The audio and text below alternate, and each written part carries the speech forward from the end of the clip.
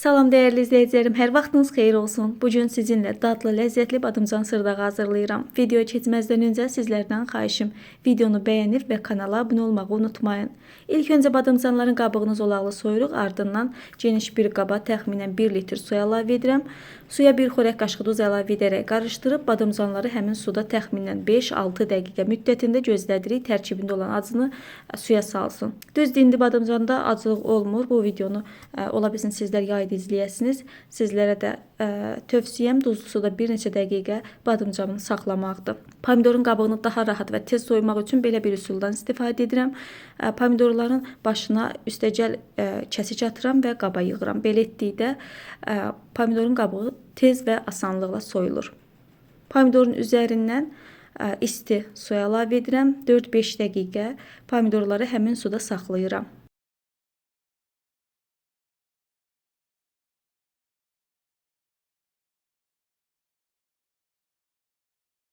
İndi isə pomidorun qabığını gördüyünüz qayda ilə asanlıqla təmizləyirik.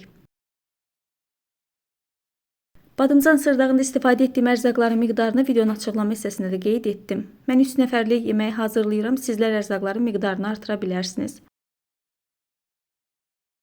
Pomidorların qabığını təmizlədikdən sonra gördüyünüz qayda ilə doğrayırıq. Çox incə doğramırıq, bişən zaman pomidor dağılmasın.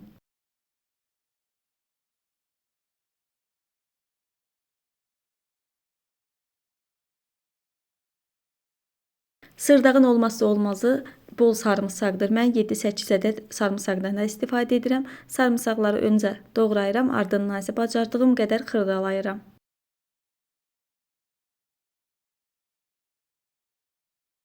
Tavaya duru yağ əlavə edirik. Yağ isindikdən sonra badımcanları tavaya yığaraq hər iki yüzünü qızardırıq. Mən sırdaqda badımcanı bütöv formada istifadə etdim. Sizlər badımcanı hissələrə ayıraraq qızardıb yeməkdə istifadə edə bilərsiniz.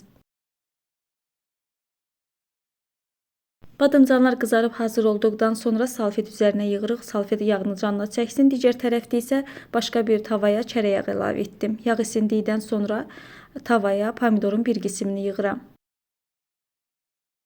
Sizlər çərə yağının yerinə duru yağdan da istifadə edə bilərsiniz. Pomidorun üzərindən badımcanı əlavə edirik. Yenidən pomidoru düzürəm.